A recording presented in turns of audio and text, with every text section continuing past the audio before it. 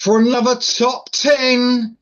Dominic McCauley is here. How you doing, mate? Yeah, Yes, we're feeling good, man. We're feeling good.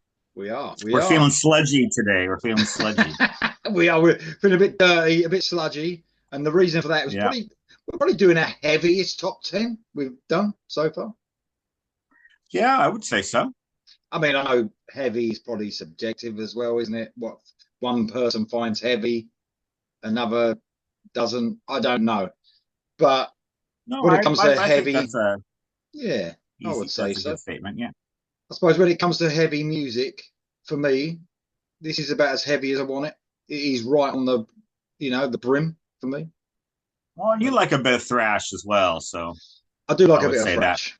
I do like a bit of Yeah. thrash. This is more. Yeah, this is more dragged from the swamp. Oh, fuck yeah. Fuck yeah. You couldn't have said it any better. Swamp Dirty. thing coming out of Yeah. the swamps of New Orleans. Fucking, it definitely is. It does. I mean, listening back to getting me list together for this. Oh man, that doesn't it describes it a bit doomy, a bit sludgy, southern metal. Oh, absolutely superb. And well, it came. I mean, I've got to get. We're of course talking about down. I don't even say. I think I said down yet, but it's down, right? So Well, you and it'll of be on the description. They'll already course, know before they click, really. cool.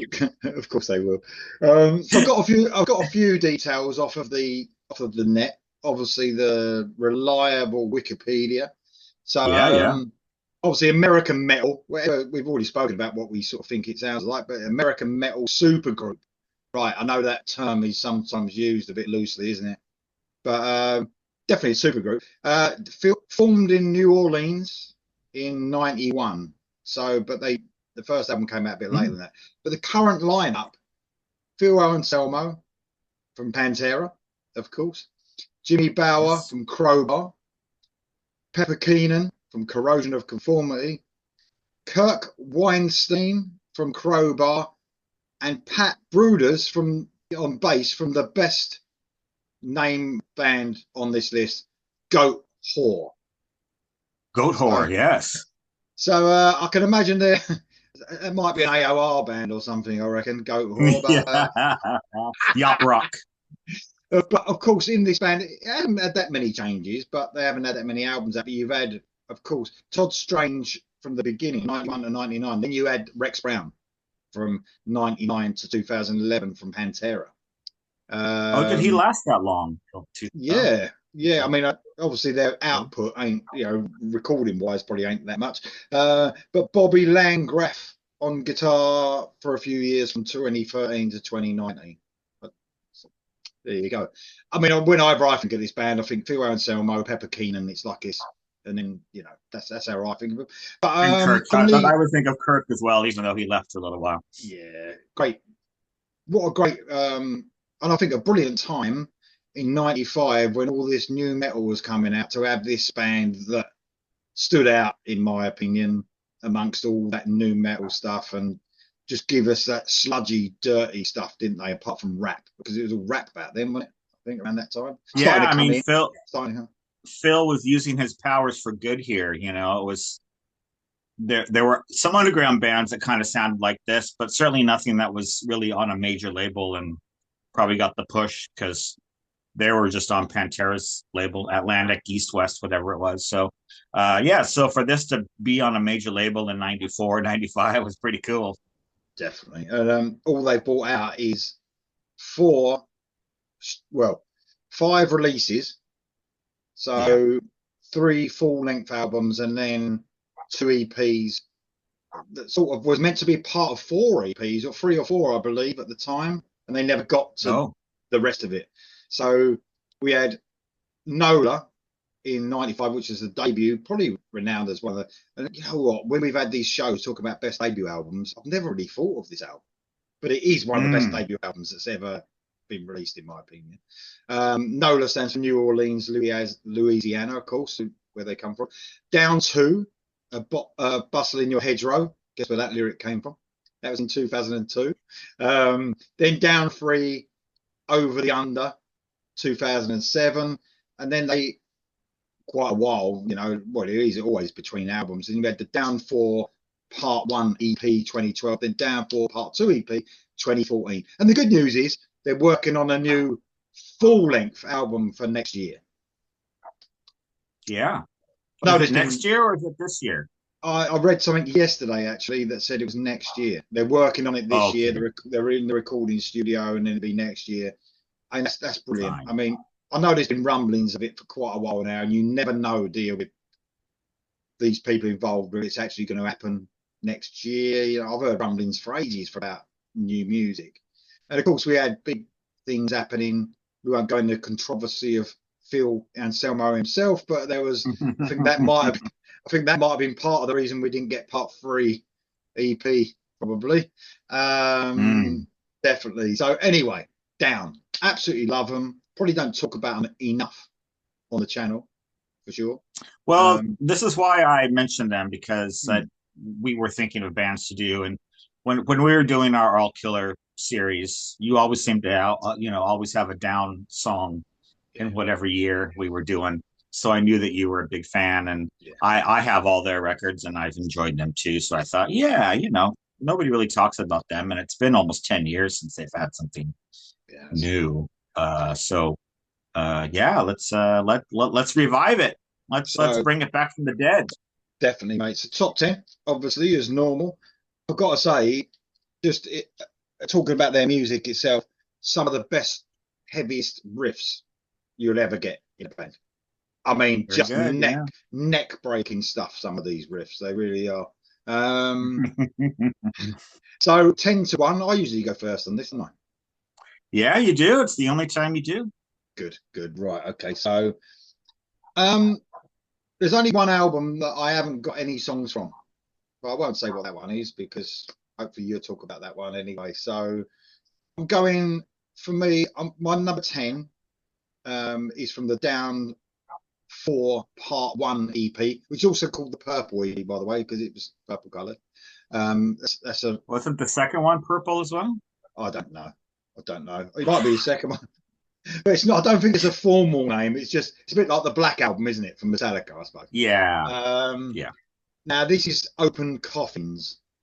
It's very sort of doomy, evil sounding, I would say, to best describe this fucking song. Just under 6 minutes long. Like I said, a bit doomy, very slow, brooding. It's got that southern vibe all the way through the song, like weaving through it. It's almost got, at the 2 minute mark, it's got this riff. They've got this almost chainsaw riff. They're cutting down trees in Louisiana, next to a swamp or something. All those scary trees. Yeah. Oh fuck yeah. Brilliant song. I am drawn to these sort of doomy, slow sort of songs. And it's definitely one of them. I've got to say, I do, before I go any further, I actually prefer this band than Pantera, which Phil Anselmo was in. This is my go-to band for Phil Anselmo, and I think that's because I hear him sing more. I like hearing him sing. I think he's got a really great voice. Yeah. So that's one of the reasons why. There's not much of that screamy stuff that he does in Pantera. No. It's all. Yeah. So if anyone's like not been into Down that much, or thinks they're a little bit screamy and a bit like, it's you mean not Pantera, yeah. Pantera, sorry. If they're a bit worried it's Pantera. Okay, there's some vibe there, but it's not the same band, is it? So Open Coffins, mate. Number 10. Great song. Love that one. All right. My number 10, sorry, is from the first album, NOLA, which you mentioned is New Orleans, Louisiana. Came out in 1995. This is called Losing All. Oh, yeah. That's a great, it's really difficult going through these songs and trying to write down little pithy comments, because there's going to be about 5 words that come up in every song, Sabbathy, Iomi, it's like, so the riff comes in. It's a really great riff. It's very reminiscent of Tony Iommi. I would say it's even kind of borderline Supernaut. It's got kind of that stonery vibe, which they call it Mm. now, stoner, with that southern feel, which Yeah. all of Down's music has really. Um, and one thing I love about Down, and I love especially on here, is the vocal effects that Phil uses. He uses echo to a really great Mm. extent, where it's almost like a call and response thing. It's Mm. very cool. This one has a vocal effect where it kind of sounds like he's drowning. Kind of sounds like Sabbath Caravan, Planet Caravan. You know how that has that weird thing. Yeah. I wrote down that it sounds like you're taking a bong hit. Is what I Oh yeah. wrote down. Yeah. Yeah. When you I got get that yeah. bubbly, that's what it sounds like to me anyway. But yeah, just a great riff and really inventive things. You know, they they are kind of a one note band, but in that one note, they have lots of shade and They do. you know. They do. Definitely. So yeah, that's my number 10 from the first Love, album. love that song. Absolutely love that song. Good choice, mate. So my number nine, again, one of the newer ones from Down for Part One. I think it's Part One again. This was a single, and this is Witch Tripper. So Oh yeah, man, so heavy. It's just so fucking heavy. This song. There's plenty of sort of like them. I love it when Anselmo does those speaking parts. You know, where he just his deep yeah, voice does loads of that in here, in between all the heaviness. Um, it's funny that you said like we're gonna keep saying Sabbath. I mean, I've written down here 70s Sabbath, all over this song. it's just gonna Um, be. it just is. I mean, I'm sure that if you ask the band, I'm sure they've said in interviews before, what's your influences? What Sabbath's going to be one of them. Maybe they might even say Leonard Skinner, for the southern part. I don't know, but Sure, yeah. there's definitely Sabbath in there as the main driving force behind it. But man, this is a great song. Great video as well. Check that out. It's an amazing video that goes along with it. So very fucking cool. Um, yeah, them two EPs. I must admit, we did mention this before the video, but the only album that's not included, which is Over the Under, I haven't included any song Three. because yeah, yeah, sorry, yeah, three. I didn't. I left the band alone for that period of time for some reason. But then when these EPs come out, man, I was all over them, absolutely all Mm, over them again. I was like, right. man, why, fucking excellent. So yeah, Witch Tripper from down three, four. The EP. That's not an EP. As a Down four. I'm just gonna call it down four, I think, because I mean it's down four part one and down four part two. So that is one album, really. They just released them at separate times. But the good thing Yeah, about it, I was though, gonna call it. even the EP, there's bands now that bring full albums out that are the same length as each of them EPs. Them EPs were about half an hour long, so they're not short EPs either. They're big EPs. So Yeah, pretty cool. right. But that's I it, mate. mean, Witch Trip. the first Sabbath album is hardly Yeah, the length of a EP these days. Anyway, exactly. Yeah, okay. So talking about four, down four. My number nine is called "This Work Is Timeless," heavy as fuck. and Yeah. that is from part one, I guess, which is 2012. Mhm. I love the bass sound on this. It's got kind of that plucky, like Steve Harris kind of, that ding ding that kind of thing. It's not a Steve Harris bass line sounding, but you know how he has that distinctive sound where you can It's hear almost the like strings being it's almost plucked. like a metallic sound. Like Yes, and not a lot of bass players have that sound, but hmm, this track really has it.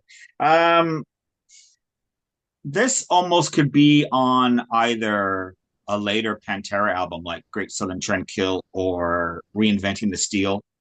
Um, he's not screaming on it, but some of those albums, especially Great Southern, had these kind of hmm, more murky, swampy kind of riffs. yeah. So it's not a million miles away from that album. And I know that that album's kind of either people seem to love it or hate it. I know people that it's their favorite Pantera album, and I know people who think it was kind of weak. And it was a turbulent time in their history as well. So yeah, but it is not a million miles from that. So if you enjoy that side of Pantera, Yeah, you'd be into Down if you're not. But yeah, these as you said, Down 4, when these EPs came out, it was really great. I remember this one came out 2012, and I had just moved to the UK, so I have really good memories of Mm, having that in my headphones while riding yeah. the trains and tubes and things. So yeah, great stuff. I couldn't stop playing them EPs. Absolutely brilliant. And what the disappointing was, I was waiting for the next one to come out, and obviously that was 2014. It's like, oh, come on, but hopefully we get something soon. But amazing song that as well. Okay, I'm going back to Down 2. I've Okay. chosen this one, but this sort of stands out, this song, amongst all the heaviness, I would say, of the album. And it's I can't even say it, Stained Glass Cross. It's quite difficult to say, but for some reason. Um, like I said, I mean, this is explained as, I would say, you mentioned stoner. This is probably towards that sort of music because the guitars ain't ramped up too much. Very cool, groove laden sort of song. Guitars are held back a little bit, like I say, from all the crunchy Yeah. chainsaw heaviness. And again, that southern sort of swampy feel all the way through it, almost a little bit bluesy as well. Such a Yep. fucking cool song, and definitely one that holds it back a little bit for a bit of light and shade throughout the album. So if you like that, if you like down or you want to try them out, don't think it's all you know guitars up to 11. Sometimes they're held back for a real sort of cool ride, aren't they? So Yeah, absolutely. No, I agree with everything you say about this track. It's got a real almost 70s rock radio vibe. yeah, You know, yeah, you yeah. could hear this with like, a Bad Company song or whatever. It wouldn't sound out of place. It's not super heavy and super fuzzed out. Um, but yeah, great tune. You're right. And also, of course, I mentioned Anselmo's singing voice. You really get to hear it Yeah, in songs like this, don't you? So yeah, great song. absolutely. Yeah. No, yeah, he's not pulling any punches. He's Oh singing no, straight. It's great.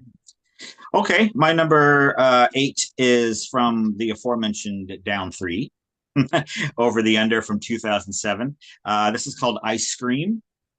Um, this has, as I mentioned before, it's got that great echoey vocal effect where it almost sounds like he's singing with himself. He'll sing a line and then it'll repeat. It's really cool the way he has developed this technique for this band because he doesn't do it so much in Pantera. So it's very distinctive for this band. Let's see, what did I put down? This one's a real headbanger. As you said, just a buzzsaw riff.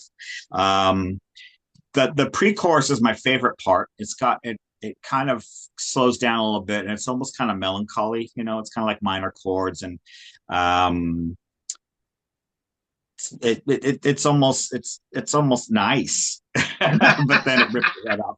But then it rips your head off, obviously, when it gets to the chorus. But that I love the pre-chorus. I love songs that have that ebb and flow. mm. And this definitely does. And it's not a super long song or anything, but what they do in the 4 or 5 minutes, they put a lot into it. So yeah, that's a good one. I Scream, it's called.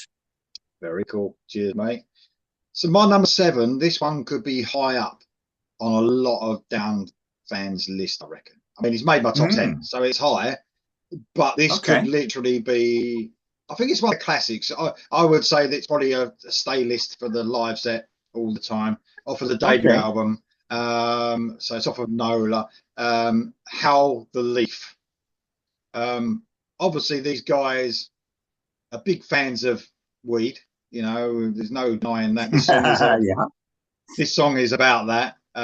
There's even you mentioned a bong back then. This has got a bong. um, I mean, it's fucking heavy this song, man. But there's something really inviting about it, something melodic about it at the same time. And again, it's Yeah. got a sort of a repeating, crushing riff that comes like near the end of the song that plays the song out. And it's just like, and when they chug this band, they've got a sound to their guitars that just so cool, almost face melting guitars. Um, and this was probably it is in my top 10, but this was probably my favorite song for quite a while for Mm. the band. I never smoked weed, by the way, not that it matters, but it's sort of Never, almost ever? I've had a cake in Amsterdam. That's it. Oh, really? Uh, Oh, wow. That's all. God, when I was So, a teenager, forget about it. no, I've got nothing against doing it either, but anyone doing it, I've always been around people that do it.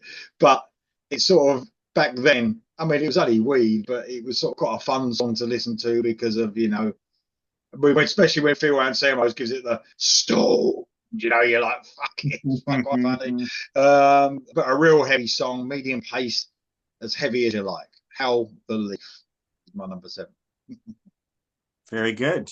Yeah, I don't really know anything about what songs are regarded as, more popular than others or whatever. I just put down the ones that I like. So that's it. And yeah, obviously stoner, the genre is called that because of that. But I do think that down.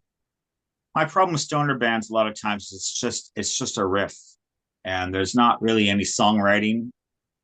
I am generalizing. There are some stoner bands that I do like that have more of a classic rock feel, I guess, Yeah, but they've got the fuzzed out, production and guitars and stuff. But yeah, I think a lot of the bands of that ilk that yeah, they just don't put a whole lot into songwriting. You mentioned before we came on, it's just kind of came out of a jam, where they're just all mm, sitting around in a jam, which is fine. But I'm a bit more. I like to have a little catchy bit here and there and totally that kind agree. of thing. Totally agree. Yeah. Yeah. Okay, so my number 7 is back to the first album. I would be very surprised if this wasn't on your list, but you constantly surprise me, so I don't know. This is called Stone the Crows. Um, I would say it's one of their most radio friendly songs, Definitely. Yeah.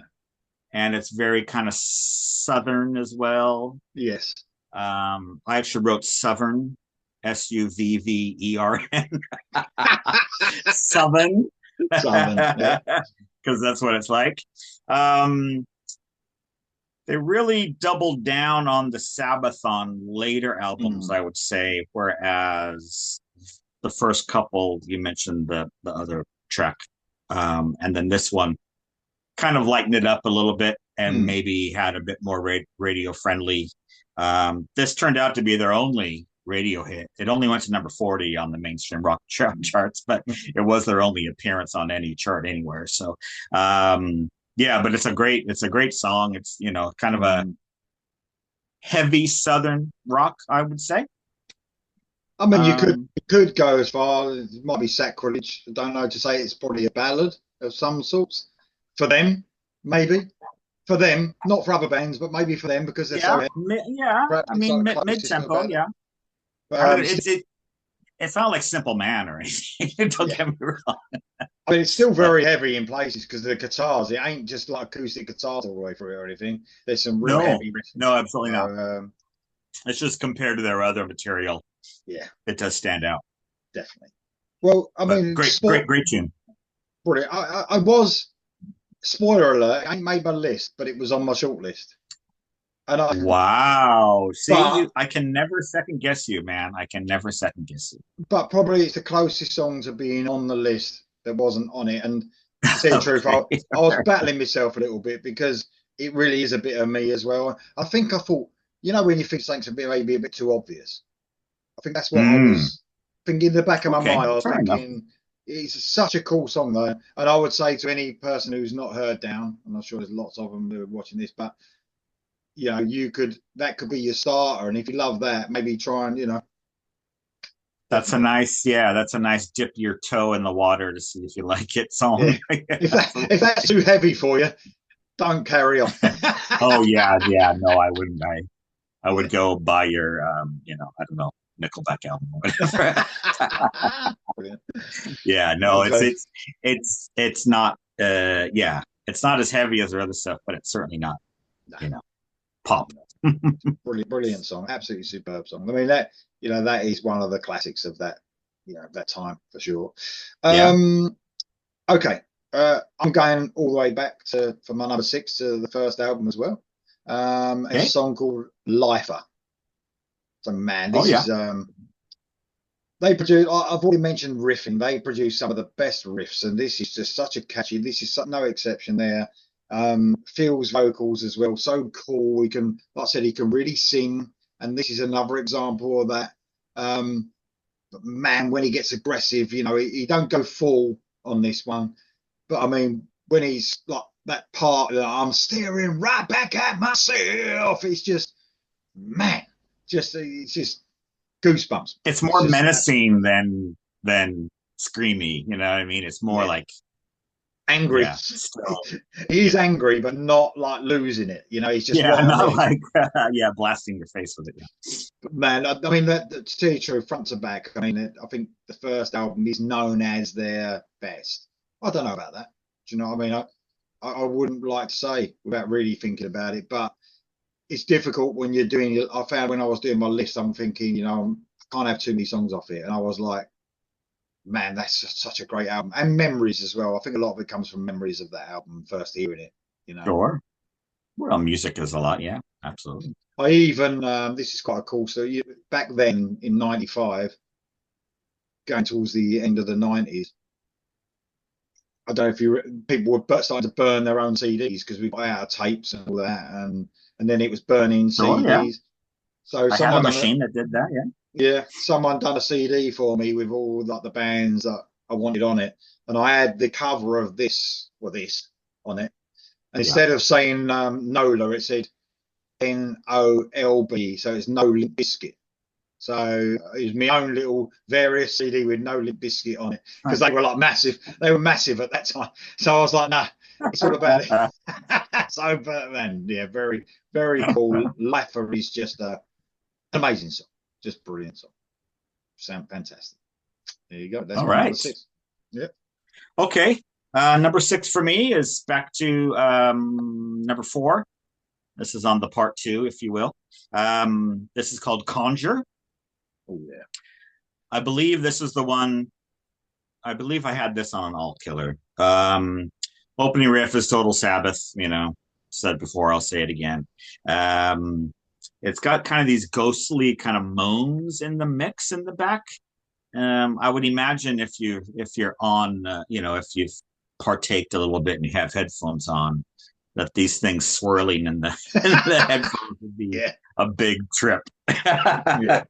But I love the first line. It's snort the powder of Ibn Ghazi. And I had to look it up. So basically, because I've always loved that line because it just puts you in the headspace. Yeah. So the powder of Ibn Ghazi is a magical dust that allows the user to see the invisible for the space of 10 heartbeats. It's fucking deep, isn't it?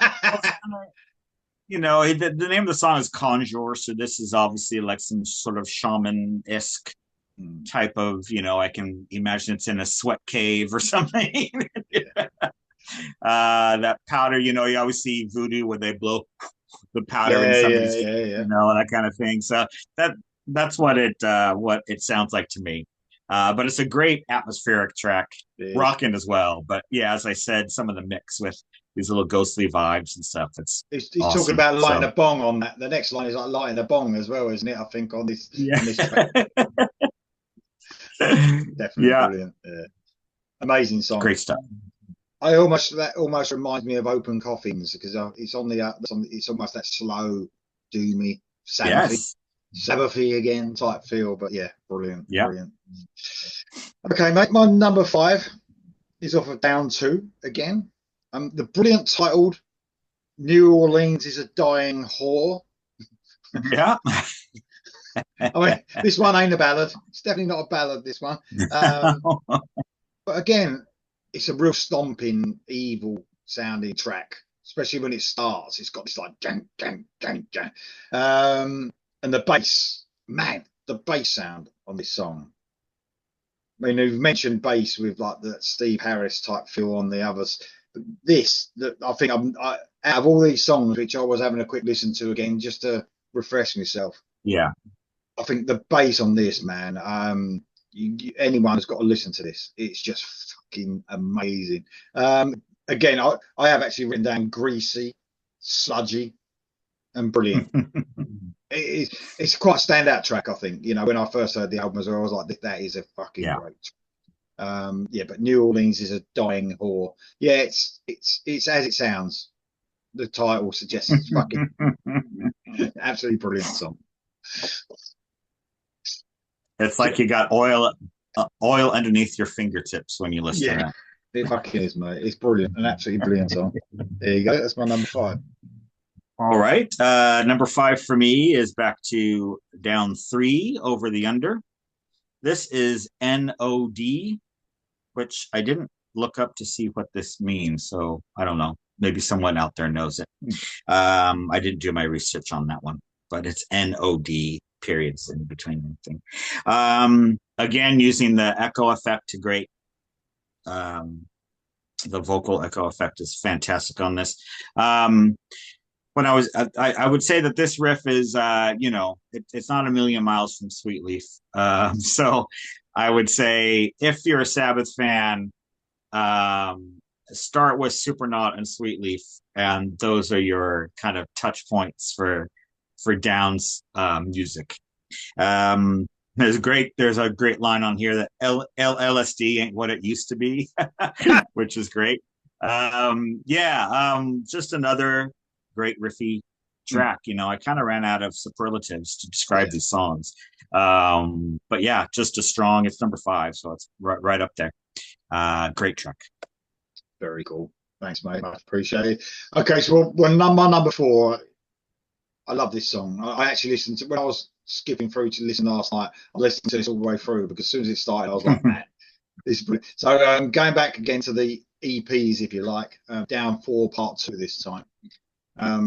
This song is just relentless, man. We Knew Him Well, which was another single. It got these like drony riffs in it, like, you know, similar to, I say, you know, not, I know you're not a fan, but very Alice in Chainsy type, you know, drony riffs, in the chorus especially, and feels like with that really deep, almost possessed vocal that he sometimes has, not shouting or anything, but man, if there's woods involved, I'll be shitting myself. Do you know what I mean? It's just like it'll shit you up. Again, a very cool video this time because I watched the video as well. So I can't remember seeing it back then, the video, but it's almost like they're in a rehearsal room by the looks of it, and they're just cramped right together, like playing the song. And it just produces this sort of energy and, you know what I mean, heaviness about it. Yeah, watching absolutely. it as well. We knew it well. A lot of this stuff, to be fair, it sounds like they, you know, it's not one of those where somebody came in and did their vocals, and then 2 months later somebody came in and put a guitar. It definitely sounds like a band. Oh fuck! And in all of their work, you know, it's not like a pieced together thing. No, very cool. We Knew Him Well. I think just an outstanding song. I think that's probably what it is. Actually, it's made it to the top. Spoilers again of my newer EP type song. So amazing song. Right. Oh, all right. Okay. Yeah. Cool. All right. So we know the rest are going to be from 2 and 3. That's fine. My number 4 is from part 1 of the aforementioned Down 4. This is Misfortune Teller. Oh yeah. Fantastic track. You know, I mean, it's number 4, so it's going to be high up there. This one just has a killer riff, in my opinion. It's the standout part of the song is the riff, for me at least. It's got a time of 9:05, but it's actually only 7:05. It's one of those annoying ones where there's like a secret little thingy at the end or whatever. But still, it's 7 minutes long, but it does not get boring. Some of it definitely is along the same lines of, I have a friend named Steve Brooks who was in a band called Torch, who were quite popular for a while, Torche. And this is definitely along those same lines as well.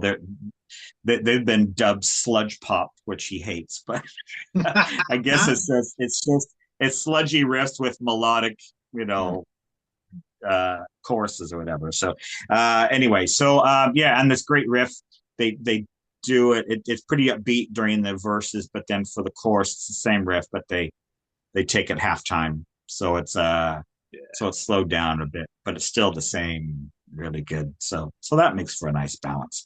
But yeah, Misfortune Teller, what a great title as well.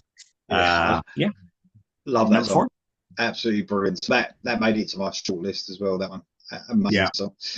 Okay, going back to the beginning again, the debut album, and it's Rehab. So Oh yeah. this is another great example of singing. Phil Anselmo's vocals are just amazing here. Again, repeating myself, a very cool riff as well. This is, so I suppose, a bit mellower than a lot of their catalogue, but still heavy. I mean, it's got that bit where it really hits the heaviness. Is again another brilliant lyric, very good lyrically as well. This band, by the way. But the bit that says "I'm drowning in sorrow" in the chorus is just, it's just brilliant. It's fucking so heavy. A tiny bit bluesy, a little bit southern. And I think they're like that anyway in general. But Yes. just such a brilliant song. Rehab is just a top class song. That's my number 4. Great. Yeah, that is a great song. Number three for me is one you already had. This is Stained Glass Cross. Oh yeah. I took my time with it, so I didn't. Yeah, exactly. This is, as he said earlier, this is from Down 2 Yeah. from 2002. I would say this is the closest that they have to like more of a 70s rock radio vibe, whereas it's not that southern-ish. Reminds me of like a southern band, like maybe Black Oak, Arkansas, or one of those like kind of 70s outlaws or something, Yeah. in their darker periods, Mm, But yeah, it kind of reminds me more of that, something you would hear on 70s radio. definitely. Not quite as Sabbathy this one, but man, it really stands out, and It it's does. just a fantastic. The opening just is a great vibe, and yeah, really top notch for them. So yeah, Stained Glass Cross. Brilliant song. Absolutely brilliant. And that's what's got me excited about the new album. I mean, there's so many new releases now where you're like, 10 to 12 songs, and there's not much up and down, there's not much light and shade. I think with Down, even though we're saying heavy, you get these really sort of almost Planet Caravan things, like you're saying, sort of Yep. songs now and again. Then you get these rocking, more rock sort of songs. Then you also get the heaviness. But Agreed. yeah, amazing. Matt, with this next song, I actually, I thought I fought with myself whether this was going to be number one. Obviously, it is number two, so it's well up there. But it's from Down 2. There's really something sinister about this song, man. We mentioned evil sounding already, but Yeah. something about this song that is really gives me those vibes. It's There's Something on My Side. It's Oh yeah. I don't That know. was on my short list. Yeah. I think this is like, evil personified. I think, it's just like there's like a bass line at the beginning that's just amazing. Then the guitars just break in, and the chorus that just, like you said on the other song, it sort of almost sort of slows down a little bit. It's just pure fucking evil, man. But it's absolutely brilliant. It's just got this style about it. Is when that song in particular, the down song, really gives me, I don't know, a bit of chills. Do you know what I mean? It's like, well, fucking hell, there's something on my side. What is it? Do you know what I mean? Fucking hell. Uh-huh. Just amazing song. There's something on my side. You got like one of those like uh grudge girls on your back or something. Yeah. You can't see. Yeah, honestly, every time I listen to this song, I'm like, fucking hell, man. That's so good. If a band, I always say about bands conjuring up this sort of, they make you feel a certain Conjure. way. Yeah, conjure. If they make you feel a certain way, whether it's like Scorpions, like they make me feel like I'm sometimes in a different country, or do you know what I mean? It's weird. They bring these sort of things. Yeah. That song makes me feel a bit different about things. I don't know what it is though. Yeah. No, it's well, I mean, we've both seen our share of horror, and this is definitely Oh, yeah. a specific kind of Louisiana swamp voodoo, Yeah, for that sure. kind of vibe. Brilliant. I love it. That's my number 2, mate. Cool. All right. My number 2 is going straight to the first track off the first album, Temptations Wings. Oh yeah. Something really special about this track, it's just it's probably their most well-known song, just because I think more people heard this than probably anything else on these albums. Being the first album, and Pantera was still quite a popular band at the time, and all that, so people were checking this first album out. But yeah, it's just a statement of intent. It's a great song, and I just got to give a shout out to Pepper Keenan, because I think he's co-wrote almost every song that's on my list, and he, maybe Phil comes up with the riffs, I don't know, but I'm gonna guess that it's Pepper that's coming up with these amazing riffs, because we've heard him do that in COC as well. But it's man, really riffmeister, absolutely. Pepper Keenan. First track off the first album, Temptations Wings. Talk about fucking really great one. Talk about start with a blast, isn't it? Debut album, Temptations Wings. I mean, fucking hell. What's they really did it right. Yeah. Okay, my number one. I did have lots of, debut album choices, and this is one of them again. So off of Muller again, and it's the last track 13, actually. You love those last tracks, man. And it's Bury Me in Smoke. Oh, right. So fucking epic, this one, man. I'll tell you, I don't know. It's got this chugginess about it. It's sort of slow to medium pace, which is probably another reason why I love it. And it really brings out the heaviness in it. It's got a groove, and it's one of them. You just like, if there's songs that you can't help headbanging, it's probably this one. If you really want to check, I can't stop also watching a live rendition of this. I don't know if you've seen it at Download. So they did a secret set at Download. Oh man, they came on at 11 o'clock in the morning for a secret set. Oh wow. It was they've been up all night.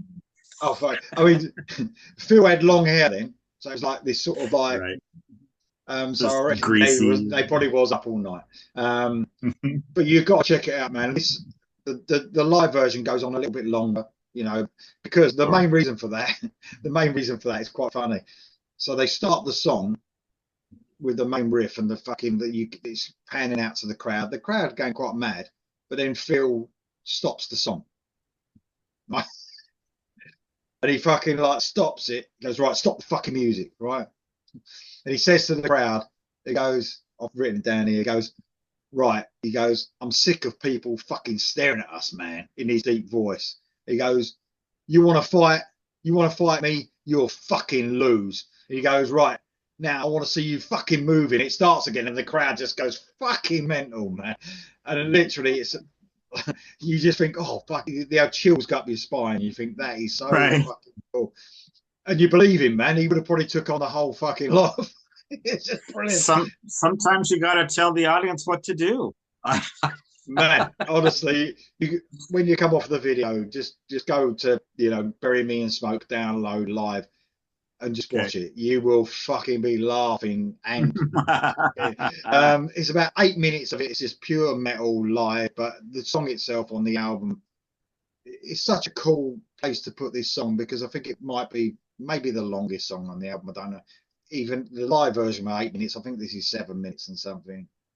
But it's, again, killer riffs, medium paced, so fucking heavy. Absolutely love it. Bury Me in Smoke was, I did say I was fighting with this something on my side, but I think I would have kicked myself, without Bury Me in Smoke being number one.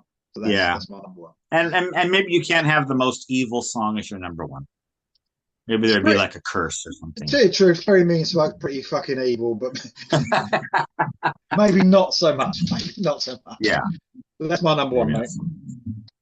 All right. Well, my number one you've already had. My number one was your number 10. Open Coffins is my number one. Nice. Newer one. Nice, I just love that song. It's right out of the gate. There's no moody intro. There's no nothing. It's just bam. Fantastic classic rock riff. Just hits you in the chest when it starts, and doesn't let up. You you mentioned all I need to mention before about Open Coffins. I just think, it's kind of, they have a lot of great material. Yeah. But this just hits my number one spot. Absolutely. Open Coffins is great. And I like that it's from their most recent work as well. Yeah. That just shows that, hopefully the new material coming out next year will be right on top of it. I wish they would have done something sooner, but hey, can't have everything. No, you can't. I mean, if you take your time and it's that good, that's what you want, isn't it? You want it to be. Yeah, sure. It's obviously been other things standing in their way. I mean, you had the death of the guys in Pantera, which, I mean, there was a lot going on with that, and then I know that Pantera weren't together with, all of that. But I don't know, that might have affected some of it. They're all buddies as well, aren't they? A lot of these, these bands. So well, and they all have other bands as well. I mean, Kirk is Crowbar full time, and he's had solo records as well. COC have never gone away. They've always made records. So, they've all had their own thing. Phil has a million side bands. Oh, yeah. I mean, the Illegals and Superjoint Ritual and all these other things, So, it's not like he was sitting there twiddling thumbs. I suppose I for some reason we talk it like it's a super group. This is probably one of the super groups where I really think it's a band. So I was thinking at one point, make this your band, Phil, and make it like love. No, I agree. It does feel more like a band to me. But amazing list from you as well, man. And I love that we touched upon a lot of the newer, well, it's not new now, but the newer stuff. Have you got any? I was really happy when those two EPs came out. As I said, it was the first one came out when I had just moved to the UK, and then the second one came out when I had moved to Scotland. So I just had great memories of both of those albums and certain points where I was physically walking around or on a train or whatever. So yeah, great stuff. You got any ones that you want to talk about that nearly made the list? No, I just did my 10. It was torture enough. I know what you mean. I've got a couple. I had Stone the Crow, but he's a fantastic song. The Man That Follows Hell off of Down 2, again, very evil sounding song.